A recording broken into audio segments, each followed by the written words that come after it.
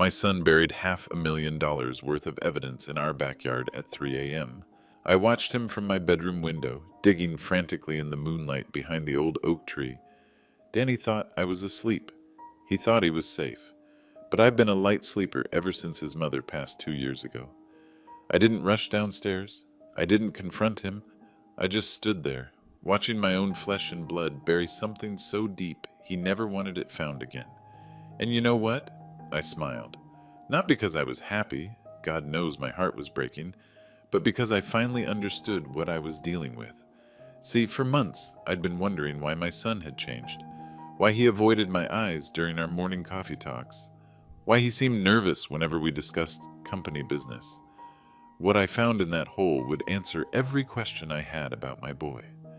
But let me back up 6 months to when everything still made sense.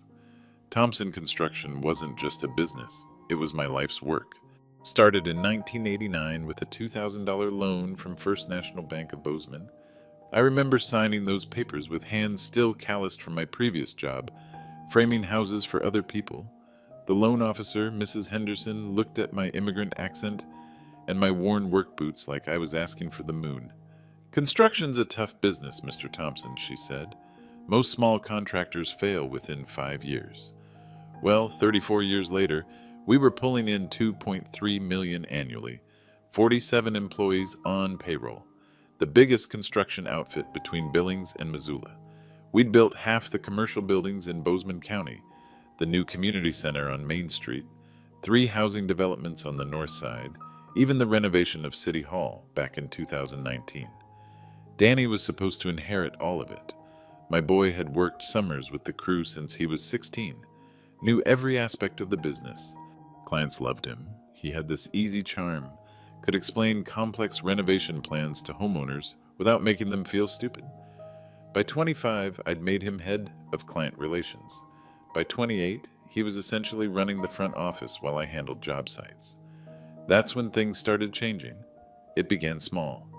Danny missing our Tuesday morning planning meetings, finding him on personal phone calls when I walked into the office. Twice I caught him quickly closing his laptop when I approached his desk. "Just checking email, Dad," he'd say, but his smile looked forced. Then there were the questions from clients. Mrs. Morrison called in early March, asking why Coleman and Associates had contacted her about bidding on her housing development. "I thought we had an exclusive agreement with Thompson Construction," she said. I assured her we did, told her Coleman must be fishing for business, but it bothered me. Rick Coleman and I had competed for contracts for 15 years, but he'd never been aggressive about poaching existing clients. The Westfield Shopping Plaza manager called 2 weeks later with a similar story, then Jim Patterson from Municipal Buildings. "Someone's been calling our clients," I told Danny over coffee that Tuesday morning, "trying to steal our jobs." Danny stirred his coffee slowly. "Maybe they're just being more aggressive. Economy's been tough." But he wouldn't meet my eyes. That's when I started paying attention, really paying attention. Danny had always been organized, but lately his desk was almost obsessively clean. No loose papers, no client files left out overnight. His computer always locked when he stepped away. For a family business where we'd shared everything for years, he'd become remarkably private. The phone calls were what really got my attention. Danny would take calls and walk outside, pacing in the parking lot while talking in hushed tones. When I asked who'd called, he'd say supplier or subcontractor, but his body language said different. One afternoon in late March, I decided to test something. I mentioned casually that we'd received final approval for the Morrison development contract, our biggest project of the year, worth $1.2 million. "That's great, Dad," Danny said. "When do we start?" "Next month. I'll need you to handle the client communications as usual." "Of course." But something in his expression made my stomach turn, like he was filing that information away for someone else. That night I did something I'd never done before. I called Tom Wilson, my foreman for the past 15 years. Tom had worked closely with Danny on several projects. "Tom, I need to ask you something, and I need you to be completely honest. Have you noticed anything different about Danny lately?" Long pause. "What kind of different, Jake?" "I don't know, just different." Another pause. "Well, he's been asking a lot of questions about job costs, profit margins, things he's never cared about before. And last week he wanted copies of all our supplier contracts, said he was optimizing our vendor relationships. My blood went cold. Did you give them to him? Of course. He's your son, Jake. I figured you knew. After I hung up, I sat in my kitchen for 2 hours, staring at the wall. 34 years of building something meaningful. 47 families depending on Thompson Construction for their livelihoods. And my own son was... what? What exactly was he doing? I thought about confronting him directly, walking into the office the next morning and demanding answers, but something told me to wait, to watch, to understand the full scope of whatever was happening before I acted. Because if Danny was betraying the business, betraying our family, betraying everyone who trusted us, I needed to know everything, every detail, every accomplice, every stolen dollar. You don't build a company from nothing without learning patience, without learning to gather information before making decisions, without learning that the first move in any negotiation should never be your last. So I waited, and I watched, and I started documenting everything I saw. What I discovered over the next few weeks would shatter everything I thought I knew about my son. The phone call that changed everything happened on a Thursday afternoon in early April. I'd driven back to the office to grab blueprints I'd forgotten for the Morrison site visit the next morning. It was after 5, and I figured the building would be empty. Danny's truck was still in the parking lot, but that wasn't unusual. He often stayed late to return client calls or finish paperwork. I used my key to enter through the back door, planning to slip in and out without disturbing him. But as I walked down the hallway toward my office, I heard Danny's voice coming from the conference room. He was on speakerphone, and he was talking loud enough that I could hear every word. The Morrison contract signatures are in my truck right now, Danny was saying. Dad trusts me completely. He'll never see this coming.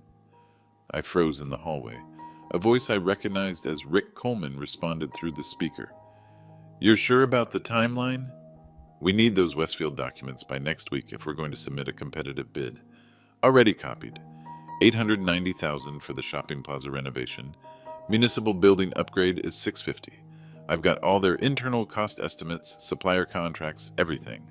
Your bids can undercut Dad's by exactly 15%, and you'll still make a killing. My legs felt weak. I pressed my back against the wall, trying to process what I was hearing.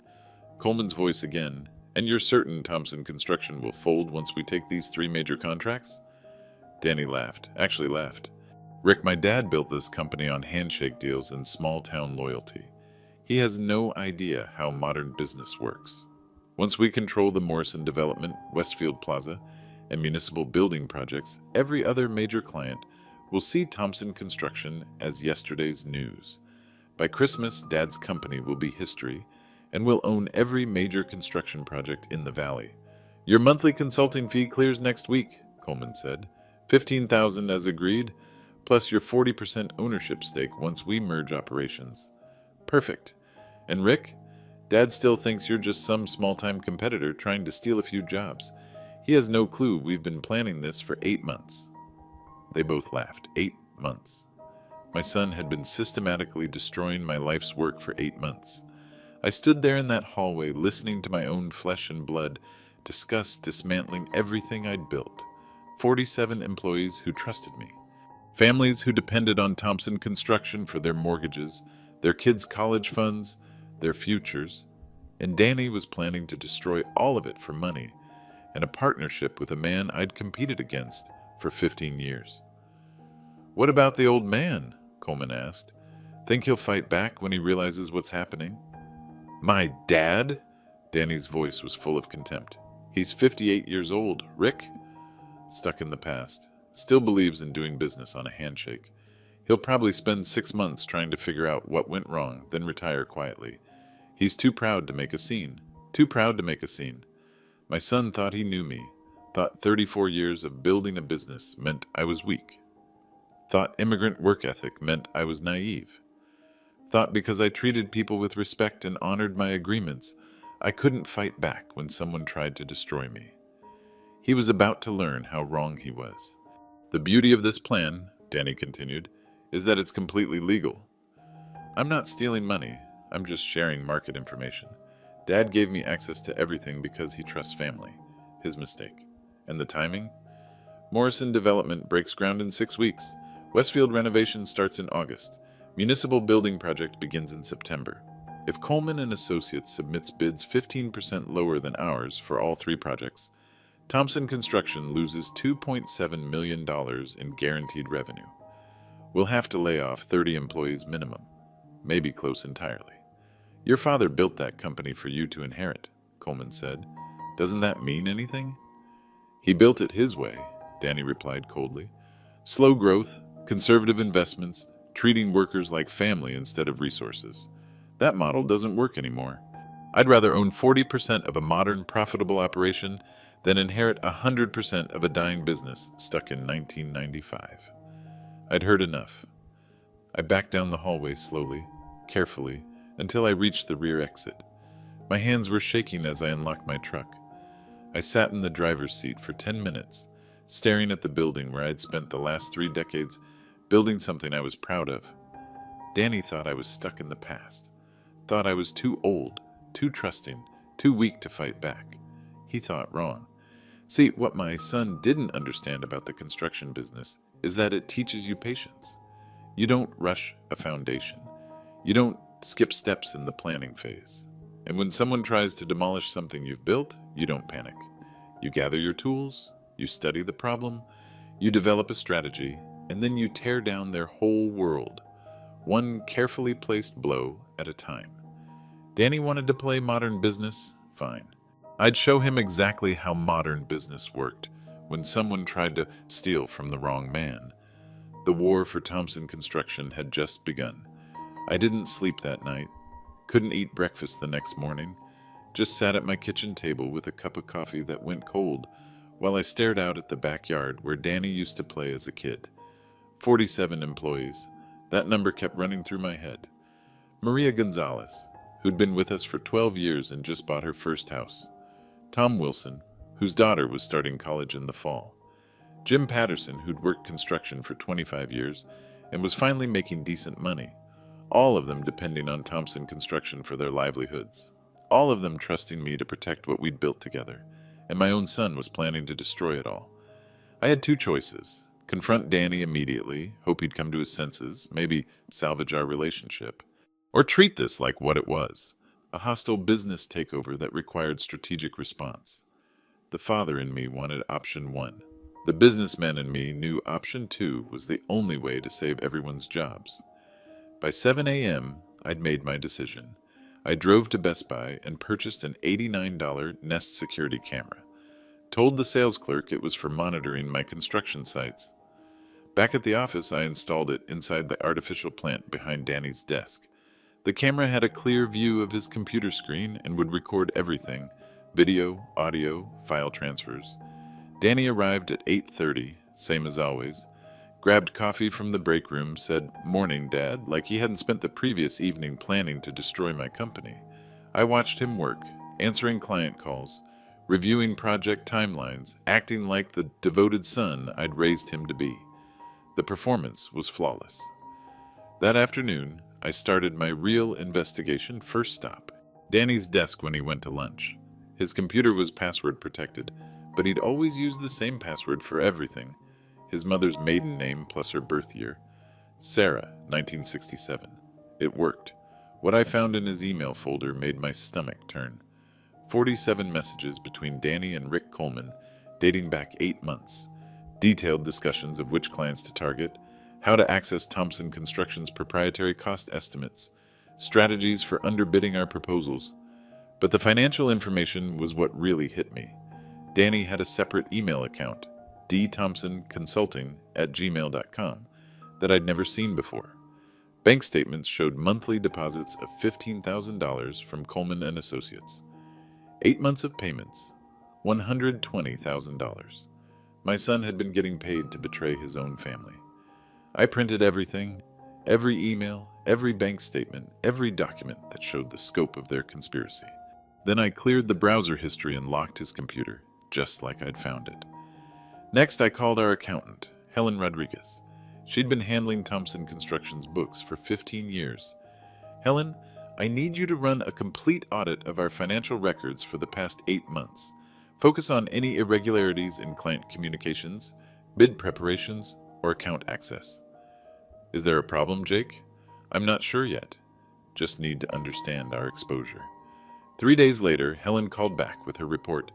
Jake, someone's been accessing client files outside normal business hours, copying contract documents, cost estimates, supplier agreements. The digital footprints all trace back to Danny's login credentials. How much information? Everything. Morrison Development, Westfield Plaza, Municipal Building, our 3 biggest active projects. Whoever accessed these files would know exactly how to underbid us. Total value of those contracts? $2.7 million. I thanked Helen and hung up. $2.7 million. Exactly the number Danny had mentioned to Coleman. That evening, I set up a meeting with our family attorney, David Chen. No, wait. David Martinez. Been our lawyer for 10 years, handled everything from contract disputes to worker compensation claims. David, hypothetically, if an employee was sharing proprietary company information with competitors, what would be our legal options? David leaned back in his chair. Depends on the specifics. Corporate espionage, breach of fiduciary duty, conspiracy to damage business. These could be criminal charges if the evidence is solid. What kind of evidence would you need? Documentation of the information transfer. Proof of financial benefit. Clear intent to damage the company. Email trails, bank records, recorded conversations would be ideal. I had all of that. One more question, I said. If someone wanted to protect their business and their employees from this kind of attack, what would you recommend? Gather irrefutable evidence. Document everything. Then choose your moment carefully. You only get one chance to expose something like this. Driving home that night, I realized Danny had made one critical mistake. He thought I was just his trusting father. He forgot I was also a businessman who'd survived 34 years in a competitive industry. You don't build a company from nothing without learning how to fight. The next morning, I started making phone calls. Mrs. Morrison, this is Jake Thompson. I wanted to personally follow up on your housing development project and discuss some security concerns that have come to my attention. Eleanor Morrison had been a client for 3 years. Smart businesswoman, owned 2 other developments in Bozeman County. When I asked to meet privately at her office, she agreed immediately. Jake, you sounded serious on the phone. Is there a problem with the project? I sat across from her desk, choosing my words carefully. Eleanor, have you received any unusual contact from other construction companies regarding your development? Anyone asking detailed questions about timelines, budgets, or specifications? Her expression shifted. Actually, yes. Rick Coleman called last week. Said he'd heard through industry channels that we might be looking for competitive bids. I told him we had an exclusive agreement with Thompson Construction, but he seemed to know an awful lot about our project details. What kind of details? Specific square footage numbers, material specifications, even our target completion date. Information that should only be available to you and your team. I nodded slowly. Eleanor, someone has been sharing confidential client information with our competitors.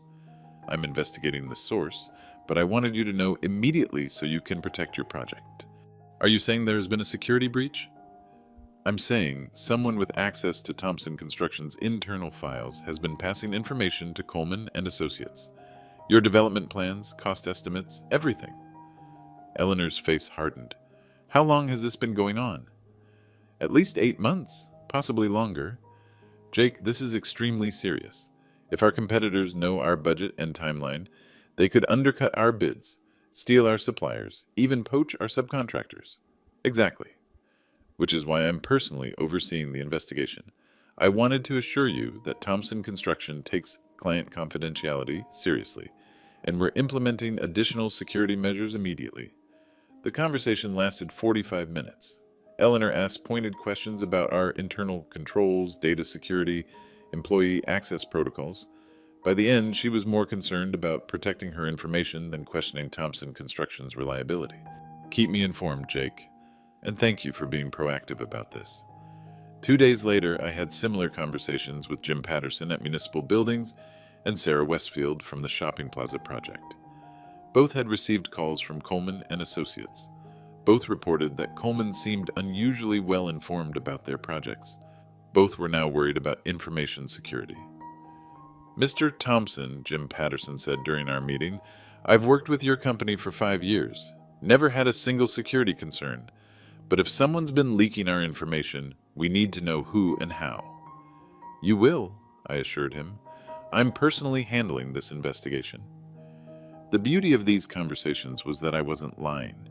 There was a security breach. Someone was sharing confidential information. I just wasn't ready to reveal that the someone was my own son, but the seed was planted. All 3 major clients were now alert to the possibility of information theft. They'd be asking Danny harder questions, watching more carefully for signs of data compromise.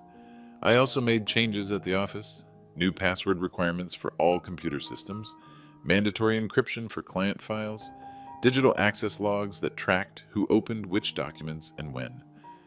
"Dad, this seems like overkill," Danny said when I announced the new security protocols at our Friday morning staff meeting. "We've never had problems before." "Security isn't about the problems you've had," I replied, looking directly at him.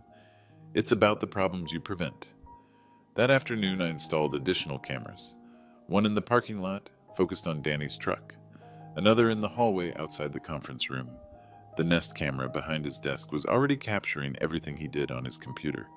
Within a week, I had footage of Danny loading client files onto USB drives, taking photos of contract documents with his personal phone, making copies of supplier agreements and cost estimates after hours.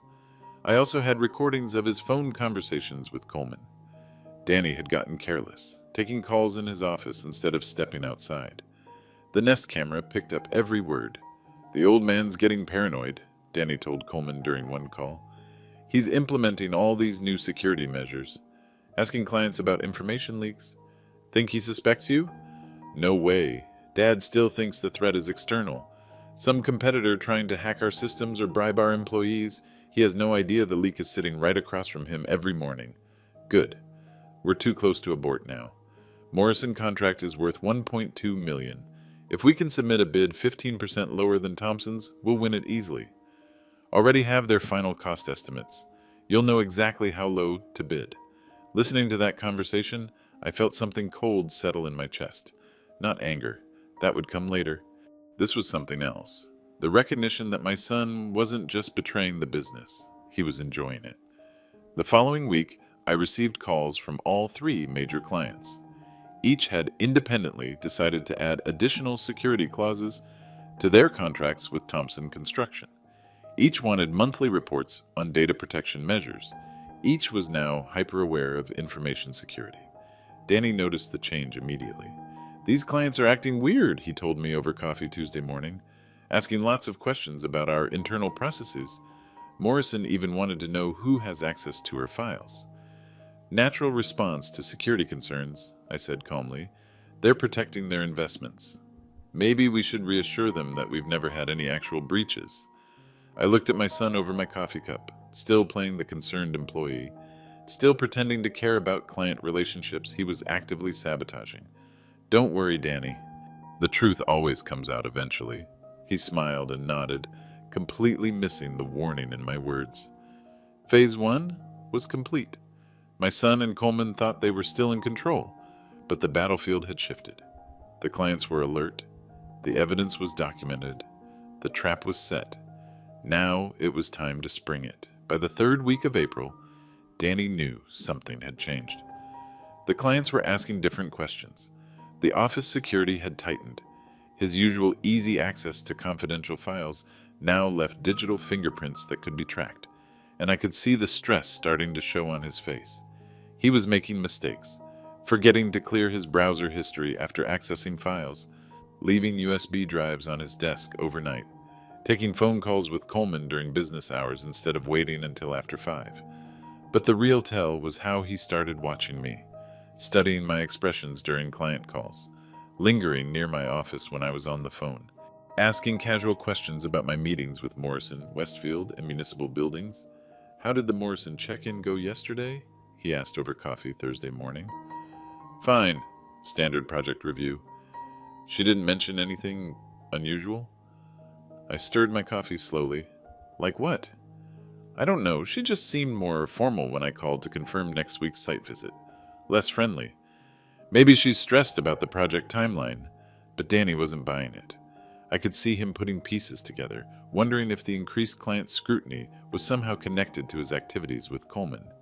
That afternoon, he made his move. I was reviewing blueprints in my office when Danny knocked on the doorframe.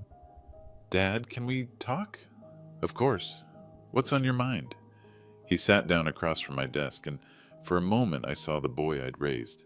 Uncertain, vulnerable, looking for guidance from his father. "I've been thinking about the future," he said carefully. "About Thompson Construction. About where we're headed." "Go on." "Dad, you built something incredible here. 34 years of growth, respected reputation, loyal clients. But I'm wondering if we're keeping up with industry changes." "What kind of changes?" Danny leaned forward. "Technology, digital marketing, competitive bidding strategies, the way other companies operate now compared to how we've always done things." I set down my pen. "You think we're behind the times?" "I think we're vulnerable. Companies like Coleman and Associates are using more aggressive tactics. Lower overhead, faster turnarounds, technology-driven cost estimates. They're winning contracts that should be ours." "Any specific examples?" "Just industry talk.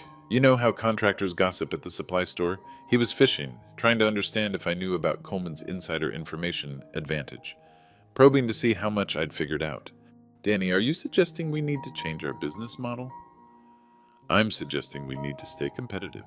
Maybe consider partnerships, strategic alliances, ways to expand our market share before someone else takes it." There it was, the opening he'd been building toward. "You don't trust me anymore, do you, Dad?" The question hung in the air between us. Direct, challenging, designed to put me on the defensive. "What makes you think that?" "The security changes. The way you've been double-checking my work. The fact that our biggest clients are suddenly asking detailed questions about internal processes. It feels like you think there's a problem with how I handle things." I studied my son's face. Still performing, still playing the wounded child seeking approval. "Danny, do you think there's a problem with how you handle things?" "No, but maybe there's a problem with how this company handles change. Your way of doing business is dead, old man. Personal relationships, handshake deals, treating workers like family instead of resources. That model doesn't work anymore." Old man, there it was, the mask slipping, the contempt he'd expressed to Coleman finally surfacing in our conversation. "Maybe you're right, son. Maybe it's time for change." Danny's expression shifted. He'd expected an argument, defensiveness, maybe anger. Instead, I was agreeing with him. "Really? Thompson Construction has operated the same way for 34 years. Maybe we do need fresh perspective, new approaches, modern business strategies. Dad, I think we could really expand if we..." "In fact," I interrupted, "I've been considering some major changes myself. Restructuring, new partnerships, different leadership approaches." Danny smiled for the first time in weeks. "That's exactly what I was hoping you'd say." He had no idea what kind of changes I was actually planning. "Tell you what, Danny, give me a few weeks to think through some options. Maybe we can discuss this more formally, with documentation, in front of people who need to hear it." "That sounds perfect." As he left my office, Danny looked genuinely happy, relaxed, like the pressure he'd been feeling had finally lifted. He thought he'd won, thought he'd convinced his old-fashioned father to embrace modern business practices, thought I was ready to hand over control. He was half right. I was ready for change, just not the kind he was expecting. 3 nights later, at exactly 3:17 a.m., I watched my son commit the act that would destroy his life. I'd been a light sleeper since Sarah passed, but that night was different. Something woke me. Maybe a sound, maybe just instinct, honed by 34 years of listening for trouble on construction sites. I got up to check the house, and that's when I saw the light moving in our backyard. Danny was there, behind the old oak tree where his mother used to hang his tire swing. He had a camping flashlight and a shovel, and he was digging like his life depended on it. My first thought was practical. What the hell was he burying at 3 a.m.? My second thought was strategic. This was evidence of something, and I needed to document it. I grabbed my phone and started recording through the bedroom window. Danny worked for 20 minutes, digging a hole about 3 feet deep. Then he pulled something from his truck, a large waterproof container, the kind hunters use for storing gear. A pelican case, probably cost him $60 or $70 on Amazon. He placed the case in the hole, covered it with dirt, then scattered leaves and debris over the disturbed ground. Professional job. If I hadn't been watching, I'd never have known anything was buried there. After Danny drove away, I waited exactly 1 hour. Then I got dressed, grabbed my own flashlight and shovel, and went outside. The ground was still soft from recent rain, which made digging easier. Took me about 15 minutes to uncover the pelican case. It was locked, but I'd taught Danny everything he knew about construction, including how to pick simple locks with the right tools. Inside that case was everything I needed to destroy my son's life. First, the documents. Original signed contracts for 3 major projects: Morrison Development at $1.2 million, Westfield Shopping Plaza renovation at $890,000, Municipal Building upgrade at $650,000. Not copies. Originals. Danny had stolen the actual signed contracts from our office files. But that wasn't the worst part. The case also contained 2 USB drives labeled TTC Client Database and cost estimates 2023 to 2024. Everything. Our complete client information, supplier contracts, proprietary bidding formulas, profit margin calculations, 34 years of business intelligence ready to hand over to Coleman and Associates. There was also a manila envelope containing printed emails between Danny and Coleman, bank statements showing $15,000 monthly payments, and a formal partnership agreement promising Danny 40% ownership of the merged companies after Thompson Construction ceased operations. But the item that made me physically sick was a small digital recorder. I pressed play. Danny's voice. "Rick, I'm telling you, this is going to work perfectly." "Dad's completely clueless. He still thinks you're just some small-time competitor trying to steal a few jobs." Coleman's voice. "You're sure he won't fight back when he realizes what's happening?" Danny laughing. "My dad?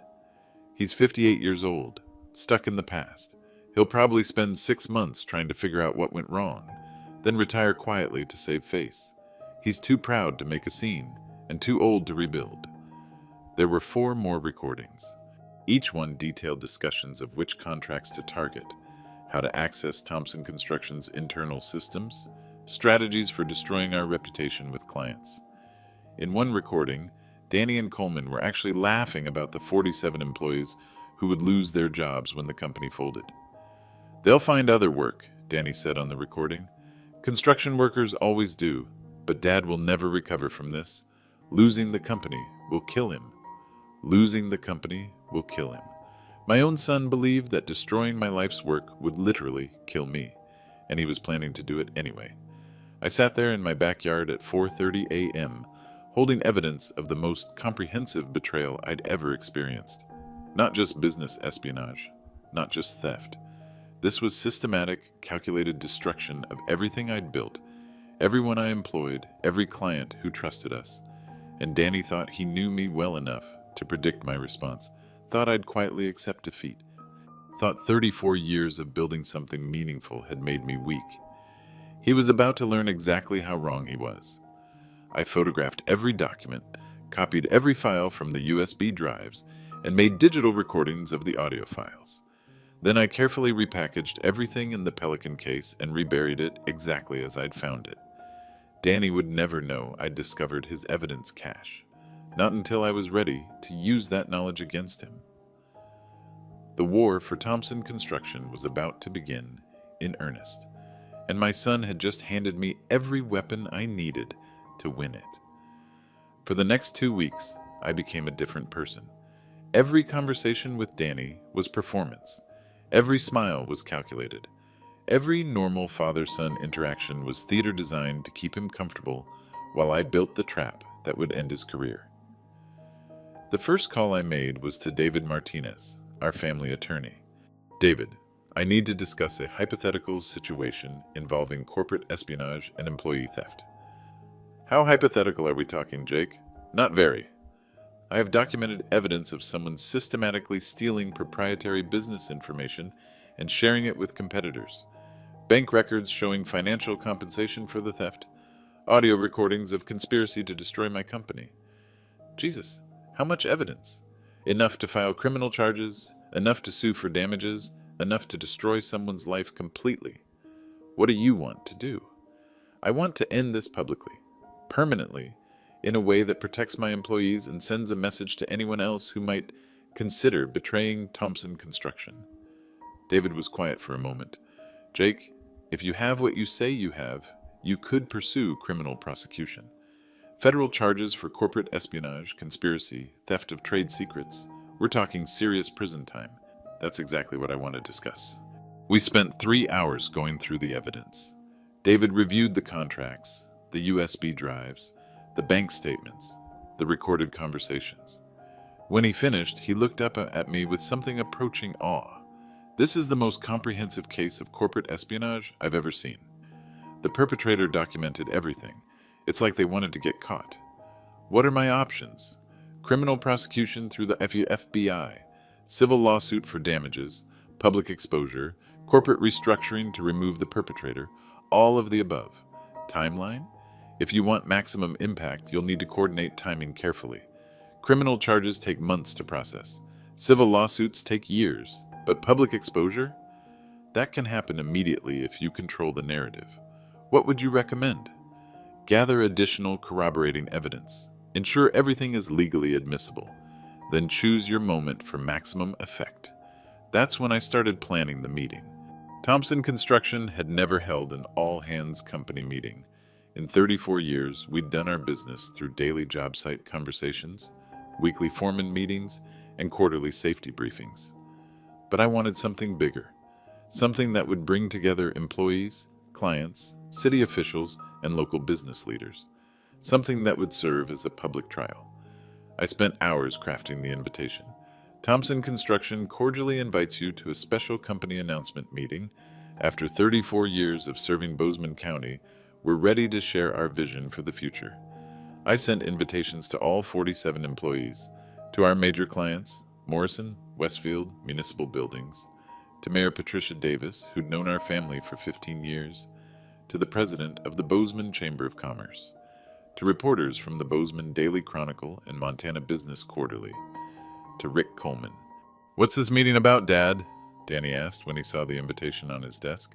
"Time for some changes," I said. "Big announcements, new directions for the company." "What kind of changes?" "You'll find out with everyone else." The meeting was scheduled for Friday, May 1st, at 2 p.m. in the Bozeman Community Center. Room capacity, 75 people. I reserved it for 3 hours. During those 2 weeks, I also made other preparations. I had the evidence professionally digitized and copied, created a detailed presentation with slides, audio clips, and financial documentation, contacted the FBI's white-collar crime division to ensure they'd have agents present. I met privately with Tom Wilson, my foreman. "Tom, I'm going to ask something difficult of you. At next Friday's meeting, I'm going to need you to step up as interim general manager. Think you can handle that?" "What's happening to Danny?" "Danny won't be with the company much longer." Tom studied my face. "This about those security issues you've been investigating?" "Among other things." "Jake, I've worked for you 15 years. Whatever you need me to do, I'll do it." The hardest part was maintaining the performance with Danny. He was excited about the meeting, convinced it would be his moment to formally take over more company responsibilities. He spent hours preparing what he called growth strategies and modernization initiatives. "Dad, I think this meeting could be the turning point for Thompson Construction," he told me the night before, "a chance to really embrace the future." "I think you're absolutely right, son. It's going to change everything." The morning of the meeting, I got up at 5 a.m. and reviewed my presentation one final time. 40 slides documenting 8 months of betrayal, audio recordings that would end my son's career, financial evidence that would result in criminal charges. By 2 p.m., 73 people had gathered in that community center. Employees, clients, city officials, reporters, competitors. Everyone who mattered in Bozeman County's business community. Danny sat in the front row, smiling confidently. He had no idea he was attending his own professional execution. At exactly 2 p.m. on Friday, May 1st, I stood in front of 73 people and began the most important presentation of my life. Thank you all for coming to what I'm calling Thompson Construction's most significant announcement in 34 years. The room was packed. Our 47 employees filled 3 rows of chairs. Eleanor Morrison sat next to Jim Patterson and Sarah Westfield, our 3 biggest clients, representing $2.7 million in active contracts. Mayor Patricia Davis occupied a front seat, along with Chamber of Commerce President Robert Taylor.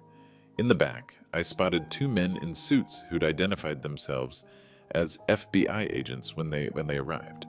Special Agents Williams and Crawford, White Collar Crime Division. And there in the very front row sat Danny, confident, smiling, probably expecting me to announce his promotion to company president.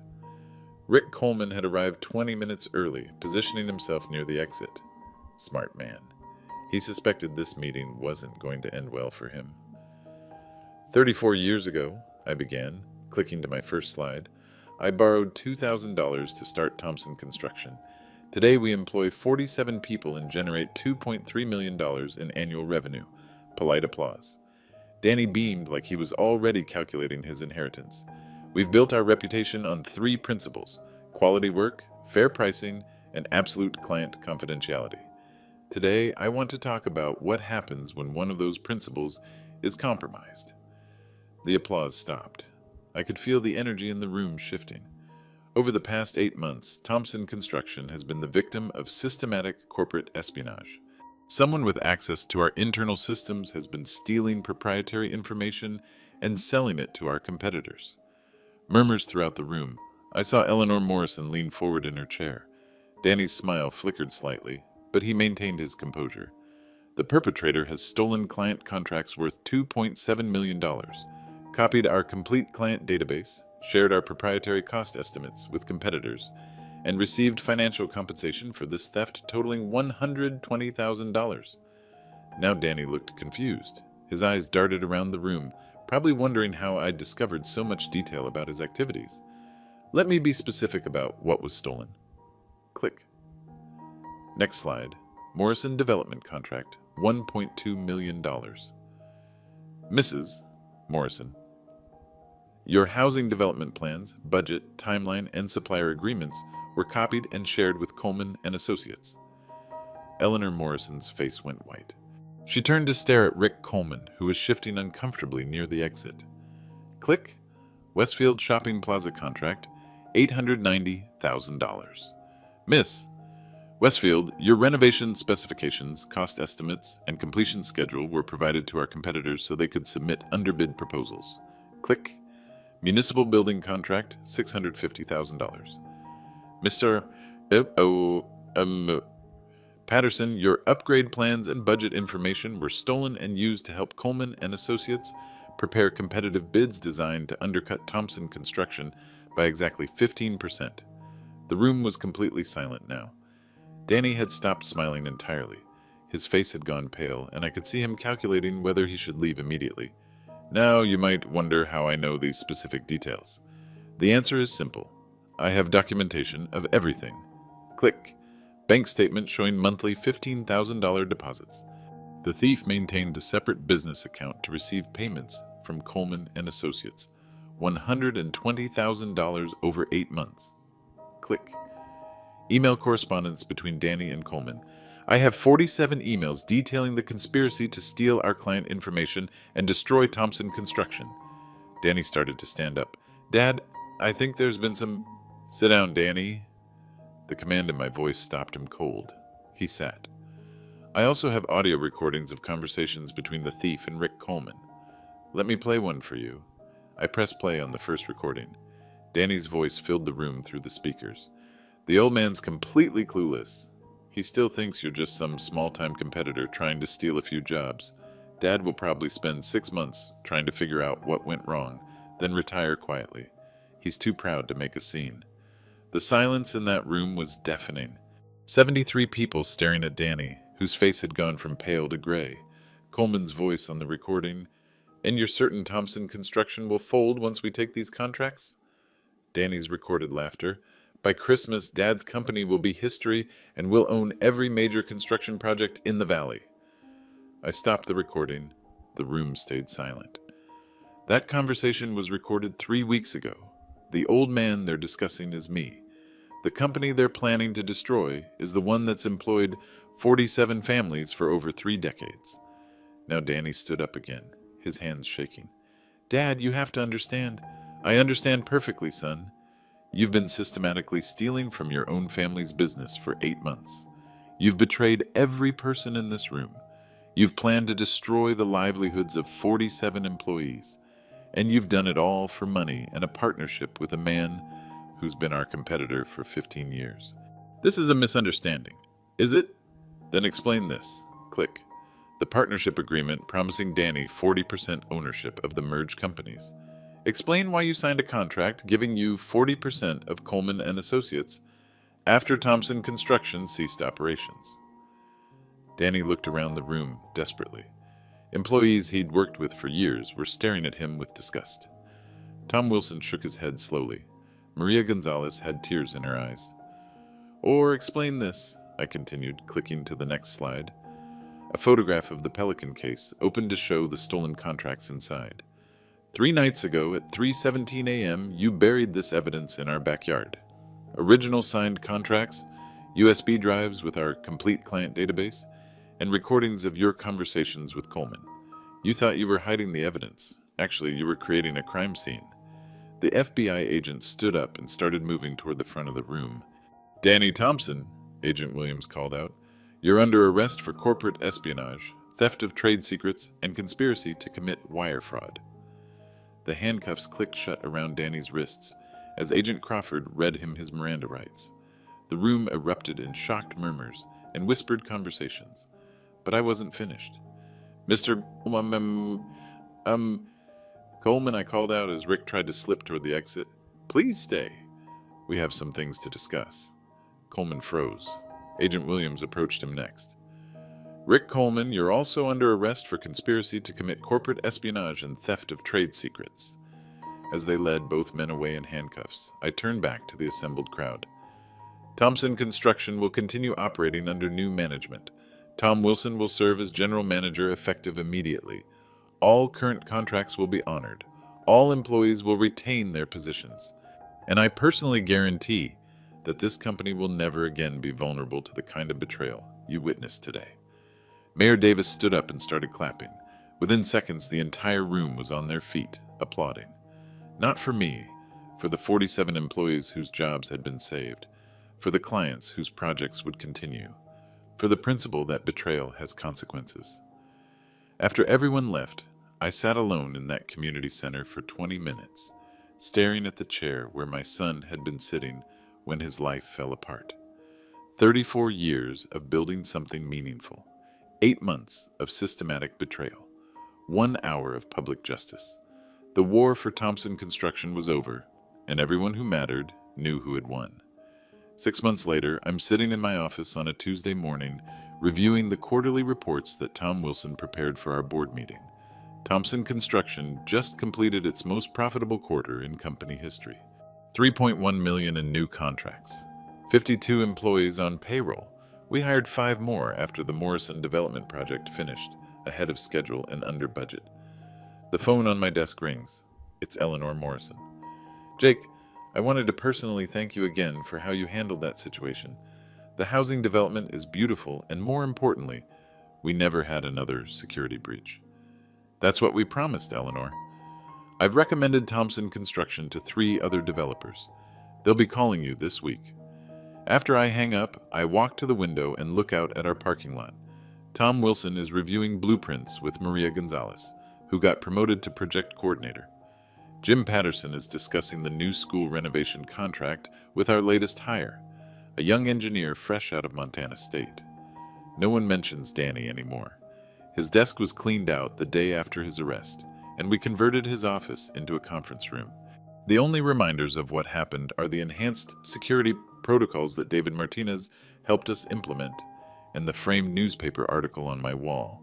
Local construction executive exposes corporate espionage, saves 47 jobs. Danny pleaded guilty to 3 federal charges. 18 months in federal prison, followed by 5 years probation. He's also required to pay $237,000